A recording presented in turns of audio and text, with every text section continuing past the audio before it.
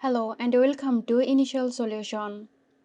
In today's tutorial, I will show you how to delete a contact on Skype.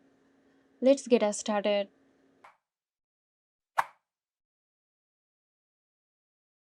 In the Skype application, navigate to your contact list. Find the contact you want to delete. Click on the settings icon next to the name. On the contact's profile page, scroll down and locate the option to remove or delete the contact. Click on Delete Contact. After selecting Delete Contact, Skype will typically prompt you to confirm the deletion. Confirm your decision and the contact will be removed from your contact list. So that's it. Hope you found this tutorial helpful. Stay tuned for more helpful tutorials here at Initial Solution.